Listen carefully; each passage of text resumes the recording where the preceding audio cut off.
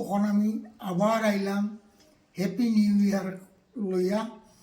আপনারা জানেন রাইট 12টা বাজতে না বাজতে শুরু হয়ে যাব হ্যাপি নিউ ইয়ার।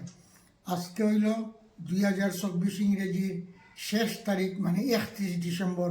আমরা কইয়ার বিদায় 2024, স্বাগতম 2025। একটা বিশেষত্ব হইল বাংলা নববর্ষের সময় আমরা পঞ্জিকা কিনতাম পাই, কিন্তু ইংরেজি নববর্ষত পঞ্জিকা কিনতাম পাই না। আর ইংরেজি নববর্ষ পৃথিবীব্যাপী পালিত হয়। রাত 12টা বাজতে না বাজতেও আতশবাজি চতুর্দিকে ফুটে। তারপরে মোবাইলের মাধ্যমে মানুষের শুভেচ্ছা জানাই। আমি কামনা করি আর নূতন বছর আপনার জীবনে সুখ সমৃদ্ধিতে ভরিয়া উঠুক। এক স্ত্রী তার স্বামীরে কইলা, নূতন বছর তুমি আমারে কতখান বালা পাইবা। স্বামীয়ে কইলা, আমরা তো বিয়া হয়েছিল ফেব্রুয়ারি মাসত। ফেব্রুয়ারি মাস হইল 28 দিনে, আর জানুয়ারি মাস হইল 31 দিনে। ফেব্রুয়ারির থেকে জানুয়ারি মাস 3 দিন বেশি।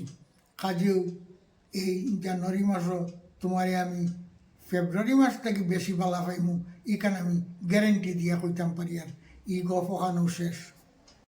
এখন আমার ছাত্রছাত্রীরা গপ কইয়ার। আমার ছাত্রছাত্রী বহুত আছে মেট্রিক পরীক্ষা দিত, প্রস্তুতি নেয়ার। বহুত আছে হাইয়ার সেকেন্ডারি পরীক্ষা দিত, তারাও প্রস্তুতি নেয়ার। প্রি ফাইনাল আছে, তারাও পড়াশোনা করে। সবার প্রতি আমার শুভেচ্ছা রইল।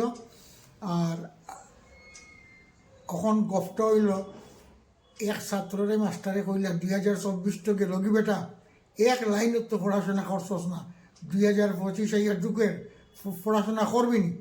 সে কয়, আমি তো নিজের ইচ্ছে আই না স্যার স্কুলে। কিতার লাগি তুই আস?